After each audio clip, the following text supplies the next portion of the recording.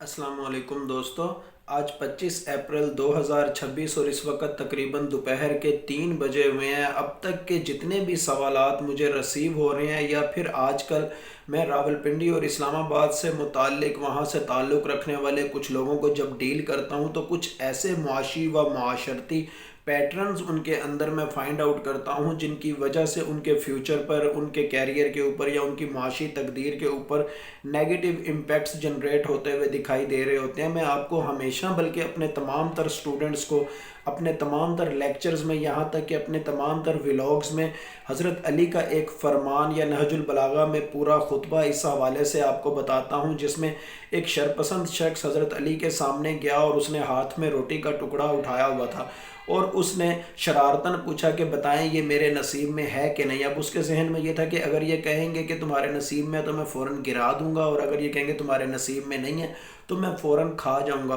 لیکن حضرت علی نے ایسے موقع پر ارشاد فرمایا کہ تمہارا امر ہی تمہارا نصیب ہے، اور اس کے بعد نہج البلاغہ میں پورا ایک خطبہ درج ہے کہ کس طرح ہمارے ایکٹس، ہمارے کام، ہماری سوچ ہمارے فیوچر کو ڈٹرمن کرتی ہے۔ یہ پہلے سے کوئی پری ڈٹرمن نہیں ہوتا، پہلے سے کہیں لکھا ہوا نہیں ہوتا۔ ہمارے امر ہمارے فیوچر کو ڈٹرمن کر رہے ہوتے ہیں، ڈیزائن کر رہے ہوتے ہیں۔ اور قرآن پاک کے اندر بھی اللہ تعالیٰ الفاظ کا چناؤ دیکھیں کیسے کرتے ہیں، الا ما سعی، کہ کسی کو اس کی کوشش سے زیادہ یا کم نہیں ملتا، جتنا وہ کوشش کرتا ہے اتنا ہی ملتا ہے۔ اور حدیث قدسی بھی ہے کہ جیسا گمان کرو اللہ تعالیٰ ویسا معاملہ کرتا ہے، جیسا سوچو اللہ تعالیٰ ویسے ہی تمہیں عطا کرتا ہے۔ اور بدھا کا بھی قول ہے کہ انسان کا دماغ ہی اس کا خدا ہے، یعنی اپنی سوچ کے بقدر، اپنے ایکٹس کے بقدر، اپنی کوششوں کے بقدر انسان اپنا فیوچر ڈیزائن کر رہا ہوتا ہے۔ لیکن ہمارے ہاں معاشرے میں ایک المیہ تو یہ ہے کہ ہمارے ہاں تقدیر کو فکس سمجھ لیا جاتا ہے، لیکن ان تمام تر عوامل میں، چاہے مولا علی کے خطبات ہیں نہج البلاغہ میں، چاہے قرآن پاک یا احادیث یا کسی بھی حوالے سے، واضح طور پر یہ چیز ظاہر ہوتی ہے کہ ہماری تقدیر فکس نہیں ہے، ہماری سوچ اس کو ڈیزائن کرتی ہے۔ اور ہماری سوچ اس وقت ہمیں کہاں لے کر جا رہی ہے؟ آج کل راولپنڈی اور اسلام آباد سے تعلق رکھنے والے کچھ کلائنٹس کو جب میں ڈیل کرتا ہوں، گرچہ کہ وہ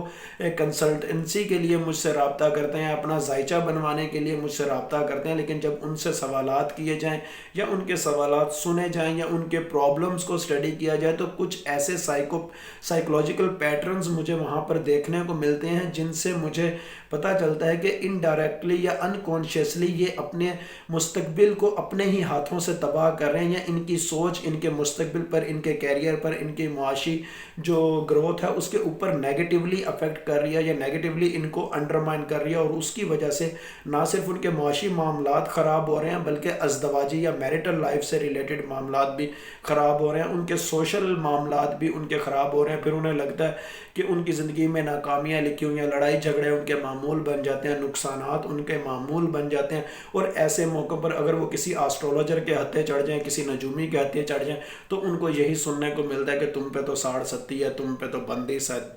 دس اینڈ دیٹ۔ لیکن یہ بندش، یہ ساڑھ ستی بالکل بھی نہیں ہوتی، یہ سائیکولوجیکل پیٹرنز ہوتے ہیں جو ہمارے ہاں نیگیٹو تھنکنگ کی وجہ سے ہمارے انکانشیسلی مائنڈ کو اور پھر اس سے ریلیٹڈ فیوچر کو افیکٹ کر رہے ہوتے ہیں۔ فار ایگزامپل یہاں پر میں 6-7 کے قریب آپ کو پیٹرن بھی ڈسکس کر کے بتاؤں گا، اور اس کے بعد ان کے حوالے سے حل کیا ہیں اسپریچولی بھی اور سائیکولوجیکلی بھی، جو کہ آپ کے فائنینشیل گروتھ میں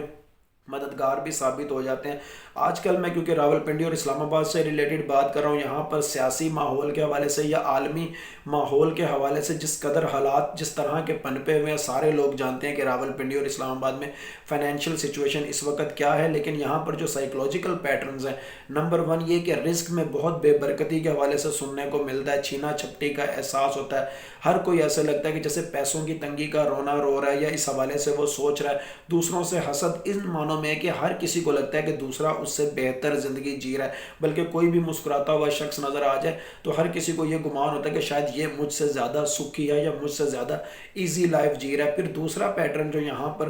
بہت زیادہ میں نوٹ کر رہا ہوں وہ یہ کہ ہر کسی کو اپنے گھر میں بھاری پن کا احساس ہوتا ہے، نحوست کا گمان ہوتا ہے۔ کسی کو ایسے لگتا ہے کہ اس کے گھر میں یا اس کے فائنانس سے ریلیٹڈ کوئی اثرات ہیں، کوئی کالا جادو ہے، یا گھر میں داخل ہوں تو بیزاری سی محسوس ہوتی ہے، دل گھبراتا ہے، دیواریں کاٹنے کو دوڑتی ہیں، در حقیقت یہ ہے تو سائیکلوجیکل پیٹرن، گھر کے باہر کی ٹریفک یا پھر ٹریفک میں پھنس جانا یا پھر ٹریفک کا شور، یہ آپ کو سائیکلوجیکلی افیکٹ کر رہا ہوتا ہے اور آپ گھر کے ماحول سے پھر بیزار ہو رہے ہوتے ہیں، یا آپ کے اندر گھر کے حوالے سے ایسے لگ رہا ہوتا ہے کہ جیسے بھاری پن پیدا ہو رہا ہے۔ پھر اسی طرح تیسرا فیکٹر، ہر وقت بڑبڑاہٹ یا شکوہ، یا کسی کو فون ملاؤ تو ایسا نظر آتا ہے کہ جس کو بھی میں فون کروں گا اس نے مہنگائی کا ہی رونا رونا ہے، اس نے اپنے مسائل کا رونا رونا ہے، اس نے راستوں کی بندش کا رونا رونا ہے، اور رونا بھی نہ ہو گیا گویا زبان کا چسکا ہو گیا۔ تو یہ فیکٹر بھی میں بہت زیادہ نوٹ کر رہا ہوں کہ لوگوں کو ایسا لگتا ہے کہ وہ کسی سے تعلق رکھیں تو اگلے کے رونے دھونے ہی سننے کو ملتے ہیں۔ اور چوتھا فیکٹر، ہر کسی کو ایسا لگتا ہے کہ جیسے ان کا وقت ضائع ہو رہا ہے، اور وقت کے ضائع ہونے پر ہر کسی کے اندر انکانشیسلی غصہ بہت زیادہ ٹریگر ہو رہا ہے۔ کبھی غصہ آتا ہے ٹریفک میں پھنس جانے پر، کبھی ہر کوئی برا لگ رہا ہوتا ہے حالانکہ ساتھ والا آپ کی طرح وہ بھی ٹریفک میں پھنسا ہوتا ہے لیکن ان پہ بھی غصہ آ رہا ہوتا ہے، اور کبھی ایسا لگتا ہے کہ میری قسمت ہی خراب ہے، کبھی ایسا لگتا ہے کہ میں تو کسی کام کا ہی نہیں رہا، لیکن کہیں نہ کہیں وقت کے ضائع ہونے کی وجہ سے یہ سارا غصہ کہیں نہ کہیں جنریٹ ہو رہا ہوتا ہے، اور پھر اس غصے کا ازالہ ٹریفک میں پھنسنے والے ساتھ والے لوگوں پر نکل رہا ہوتا ہے، یا اگریسو ڈرائیونگ کی صورت میں نکل رہا ہوتا ہے، یا پھر گھر والے بیوی بچوں ماں باپ بہن بھائی کے اوپر نکل رہا ہوتا ہے۔ اور اس کے ساتھ ساتھ پانچواں جو فیکٹر میں نے نوٹ کیا کہ اپنوں سے دوری کا بہت زیادہ احساس بھی ہو رہا ہے، پلس سماجی خوف بھی ہے۔ ایک تو یہ ہے کہ ملنا جلنا بوجھ لگنے لگ گیا پیٹرول کی قیمت بڑھ جانے کی وجہ سے، دوسرا خرچے یا مہنگائی بڑھ جانے کی وجہ سے، پھر تیسرا یہ بھی لگتا ہے کہ جس کو بھی ملا اس نے اپنا رونا دھونا ہی سنانا ہے، تو اسی لیے بہتر ہے کہ ملو ہی نہ۔ اور چھٹی بات یہ ہے کہ کہیں دل کا نہ لگنا، یا پھر اوور تھنکنگ بہت زیادہ، یا پھر ہر کام میں ایک بیزاری سی، عجیب سی بیزاری، یہ سارے سائیکلوجیکل پیٹرنز ہیں جو ہمارے معاشرے میں، یا خاص طور پر راولپنڈی اسلام آباد کے جو سیاسی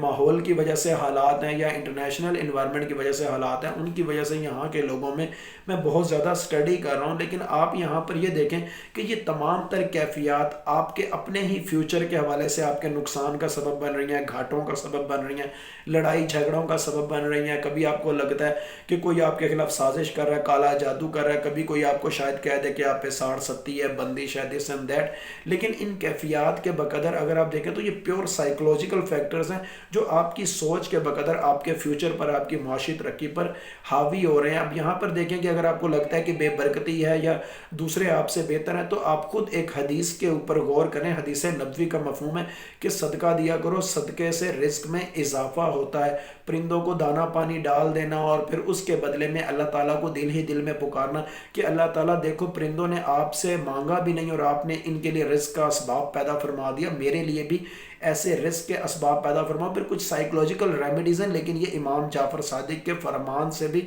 منسوب ہے۔ اصول کافی میں ہے کہ جب آپ کسی معصوم بچے کی کوئی خواہش پوری کرتے ہو اور اس بچے کے چہرے پر معصومانہ مسکراہٹ صرف اور صرف اپنی خواہش کے پورے ہونے کی وجہ سے آتی ہے، تو آپ اللہ تعالیٰ کو اس معصومانہ مسکراہٹ کے صدقے سے، واسطے سے جو دعا بھی مانگو وہ پوری ہو جاتی ہے۔ پھر اسی طرح کبھی آپ کو لگتا ہے کہ گھر میں بھاری پن ہے، یا نحوست ہے، یا کوئی کالا جادو ہو گیا، یا دیواریں کاٹنے کو دوڑ رہی ہیں، تو آپ ایک امام جعفر صادق کے فرمان کے اوپر غور کریں۔ اصول کافی میں بھی ہے کہ خوشبو عقل کو تقویت دیتی ہے۔ اگر آپ خوشبو لگائیں گے، عطر لگائیں گے، تو آپ کے مائنڈ سے سٹکنس غائب ہوگی، آپ کا مائنڈ کام کرنا شروع کرے گا، آئیڈیاز آپ کے سامنے آئیں گے، اپورچونٹیز آپ کے سامنے راستے کھلتے ہوئے دکھائی دیں گے۔ اور اسی طرح احادیث نبوی بھی اس حوالے سے ہیں کہ عود کی دھونی گھر میں دینی چاہیے، یا عود کا استعمال کرنا چاہیے۔ نیگیٹو انرجیز اس حوالے سے انڈرمائن ہوتی ہیں، لبان کی دھونی دینی چاہیے، اس سے بھی منفی انرجیز انڈرمائن ہوتی ہیں اور انسان کے گھر میں سکون پیدا ہوتا ہے، انسان کے دماغ میں سکون پیدا ہوتا ہے۔ پلس یہاں پر سائیکلوجیکل ریمیڈیز، اگر آپ کو لگتا ہے آپ کا کاروبار نہیں چل رہا، کلائنٹس نہیں آ رہے، گاہک نہیں آ رہے، یا فائنینشیل سٹکنس ہے، آپ اپنے گھر کی، اپنے آفس کی سیٹنگ تبدیل کر دیا کریں، کیونکہ چیزوں کی بھی انرجیز ہوتی ہیں، اور جب یہ انرجیز ری شفل ہوتی ہیں تو آپ کے مائنڈ کو ایک ری سٹارٹ کا میسج ملتا ہے، ایک نئی انرجیز، ایک نیا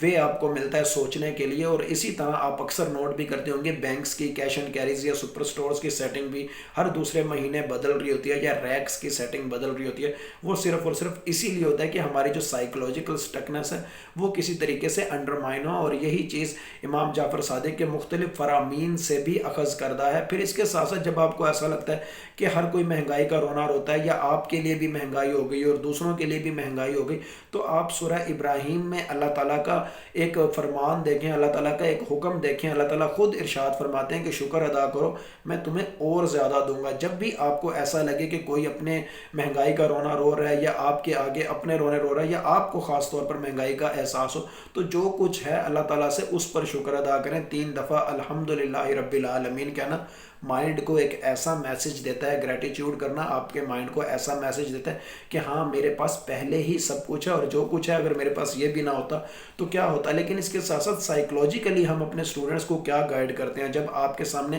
ایسی کوئی فائنینشیل سٹکنس آ جائے یا آپ بے بسی محسوس کرو مہنگائی کے آگے، انفلیشن کے آگے، تو آپ نو کمپلینٹ چیلنج ایکسیپٹ کرو اپنی ذات کے لیے۔ نو کمپلینٹ چیلنج 24 گھنٹے کے لیے ہوتا ہے کہ 24 گھنٹے کے لیے آپ کو کچھ برا لگے، کچھ ناگوار گزرے، مہنگائی کا احساس ہو، مہنگائی کی وجہ سے بے بسی کا احساس ہو، تب بھی چہرے پر کچھ نہ ناگواری کا احساس پیدا کرو، منہ سے کچھ نہ بولو، ہاں جب کہیں پہ بھی آپ کو تکلیف ہو بس چپ ہو جاؤ، سائلنٹ رہو، لیکن نو کمپلینٹ چیلنج۔ 24 گھنٹے کے لیے آپ یہ کر کے دیکھیں آپ کے مزاج میں آپ کے سائیکلوجیکل پیٹرنز یا اکنامک سائیکالوجی آپ کی کس قدر زیادہ گروتھ کی طرف جائے گی، آپ کو احساس بھی نہیں ہوگا۔ پھر اگلا فیکٹر دل کا نہ لگنا یا بیزاری ہونا۔ آپ ایک حدیث شریف کے اوپر غور کریں، اور ہمارا ایمان ہے کہ جو حضور پاک صلی اللہ علیہ وسلم نے ارشاد فرما دیا وہ حق ہے، وہ سچ ہے۔ حضور پاک صلی اللہ علیہ وسلم کی حدیث کا مفہوم ہے کہ مجھ پر درود بھیجو، اللہ تعالیٰ تمہارے دکھوں کو دور کرے گا۔ اب جب حضور پاک صلی اللہ علیہ وسلم نے ارشاد فرما دیا کہ درود بھیجنے سے دکھ تکلیفیں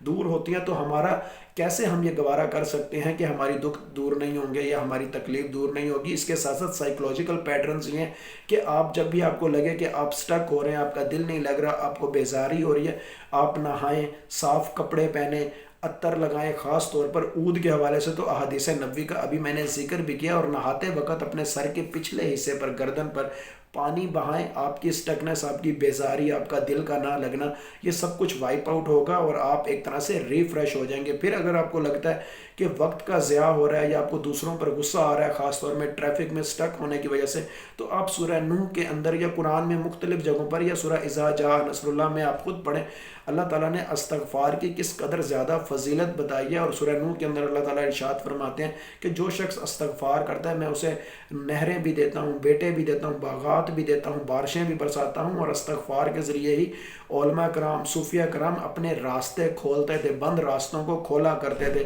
اور کم میں میرے ایک ٹیچر تھے جو مجھے یونیورسٹی میں پڑھاتے بھی تھے، وہ اکثر کہا کرتے تھے ہماری کلاس میں کہ جب میں کبھی ٹریفک میں سٹک ہو جاتا ہوں تو میں ایک عمومی وظیفہ پڑھتا ہوں، یا باسط بحق لا الہ الا انت سبحانک انی کنت من الظالمین۔ اور آپ اللہ تعالیٰ کے نام کی جو صفت ہے باسط، اس کا بھی اگر آپ مفہوم پڑھیں تو آپ کو واضح طور پر نظر آئے گا کہ کیسے اللہ تعالیٰ کی صفت باسط راستے کھولنے سے متعلق اللہ تعالیٰ کی صفت کا اظہار کر رہی ہے۔ پھر اس کے ساتھ ساتھ اگر آپ کار میں ہیں، آپ کوئی پوڈ کاسٹ بھی لگا سکتے ہیں اپنے کار کے اندر، یا بائک پہ ہیں تو آپ پیرالل تسبیح بھی کر سکتے ہیں۔ یہ کچھ سائیکلوجیکل پیٹرنز ہوتے ہیں جو انسان کو وقت کا ضیاع کی وجہ سے غصہ نہ آنے دیتے ہیں یا غصہ آنے سے روکتے ہیں۔ پھر اس کے ساتھ ساتھ کچھ لوگوں کو یہ بھی لگتا ہے کہ لوگوں کو ملنا ان کو بوجھ لگ رہا ہوتا ہے کہ مہنگائی بڑھ گئی ہے، یا پھر یہ کہ جس کو ملیں گے وہ اپنا رونا دھونا دھوئے گا۔ تو اس حوالے سے سائیکلوجیکل پیٹرن یہ ہے کہ آپ گارڈننگ کریں، مٹی کے ساتھ کھیلیں، مٹی کے ساتھ کام کریں، اپنے گھر میں یا گملوں میں پودوں کے ساتھ کھیلیں، پودوں کو سیٹ کریں، گوڈی کریں۔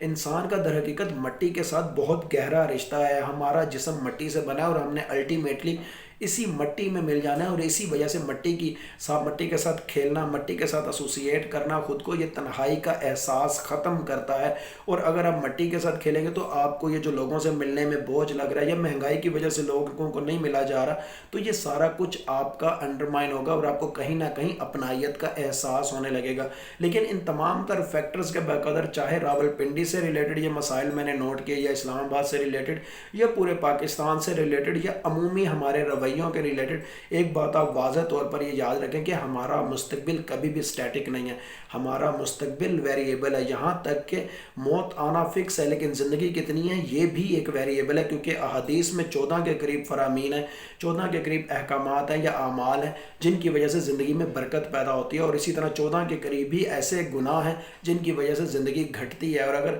زندگی فکس ہوتی تو یہ چیزیں کبھی نہ ہوتی۔ تو اسی لیے ہمیشہ حضرت علی کا فرمان یاد رکھیں کہ تمہارا तुम्हारा अमर ही तुम्हारा नसीब है। इसको साड़ सती या बंदिश समझकर इसके ऊपर यकीन ना कर लिया करें। ये सारी तोहमात हैं या शिरकिया अकायद हैं, इनसे ख़ुद को अवॉइड करें। अल्लाह ताला ने इंसान को आज़ाद बनाया है और आज़ाद बनाने का मतलब ये है कि क़यामत के दिन अगर अल्लाह ताला हिसाब किताब लेंगे या क़यामत के दिन का या जज़ा और सज़ा का कोई कंसेप्ट है तो इसका मतलब ये है कि हमारा फ्यूचर फिक्स नहीं है, हमारा अमर हमारा फ्यूचर डिज़ाइन कर रहा है। अगर ये सब कुछ फिक्स होता तो क़यामत के दिन हिसाब किताब का कंसेप्ट ना होता, फिर जज़ा और सज़ा का कंसेप्ट ना होता। लेकिन बहरहाल जो कुछ मैंने आपको बताया, कुरान पाक के अकॉर्डिंग बताया, अहादीस या फरामीन अहले बैत के अकॉर्डिंग बताया, या साइकोलॉजिकल पैटर्न्स के अकॉर्डिंग बताया, या जो लोगों के अमूमी रवैये हैं उनका डिस्कोर्स एनालिसिस करके आपको बताया, फिर भी हमेशा की तरह यही कहूँगा, होता वही है जो अल्लाह ताला चाहते हैं। अल्लाह ताला चाहें तो ये सब कुछ हो, अल्लाह ताला चाहें तो कुछ भी ना हो, अल्लाह ताला चाहें तो कुछ हो और कुछ ना हो। बिलाशुबा गैब का इल्म सिर्फ़ और सिर्फ